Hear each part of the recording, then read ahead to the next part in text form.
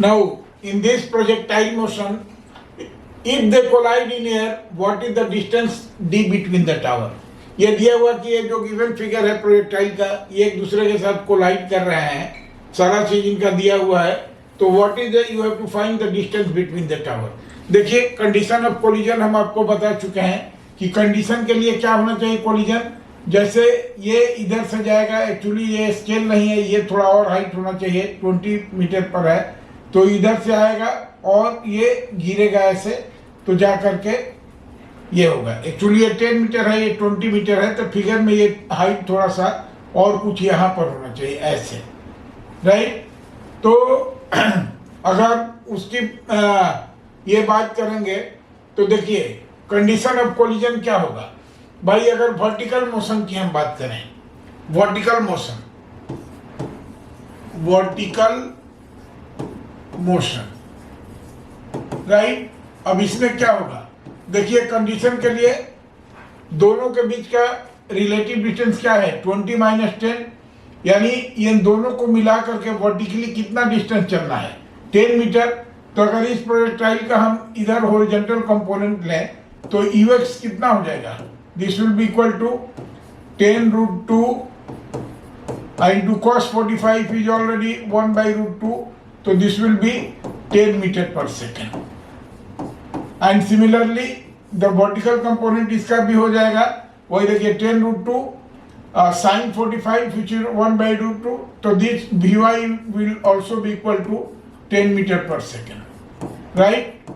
अब देखिए नाउ मान लेते हैं कि t टाइम के बाद ये कोलाइड करते हैं, let time of collision is t, तो ये कितना t टाइम में डिस्टेंस जाएगा.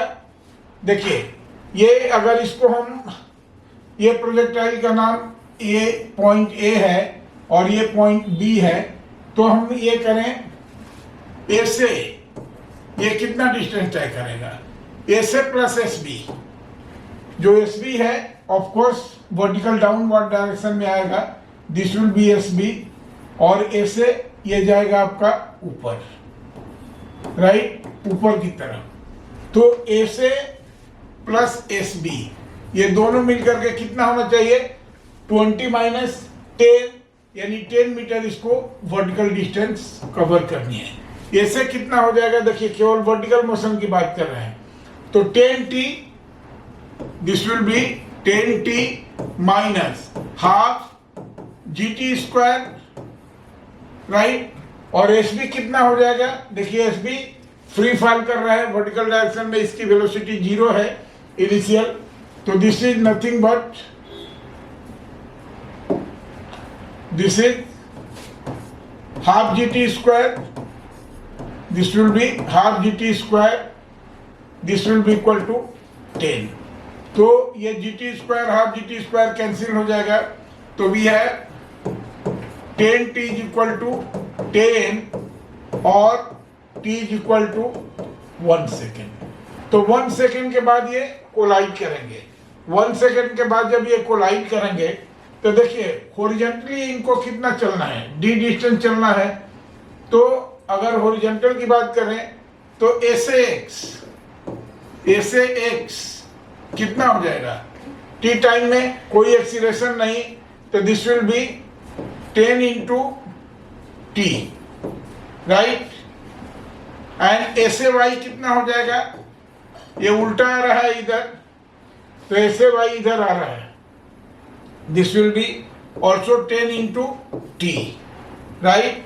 तो क्या हो जाएगा, इन दोनों का सम देखो, इधर दोनों आ रहे हैं, तो ये हो जाएगा हमारा 10t plus 10t, this must be equal to how much, d, और t का वैल्यू 1 है, तो 10 ये कितना हो जाएगा, 10, दिस विल बी 20t,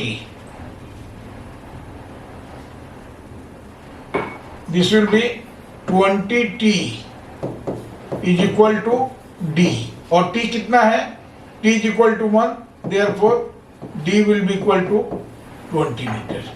तो this will be the answer कि after 20 metre they will collide. Okay, thank you.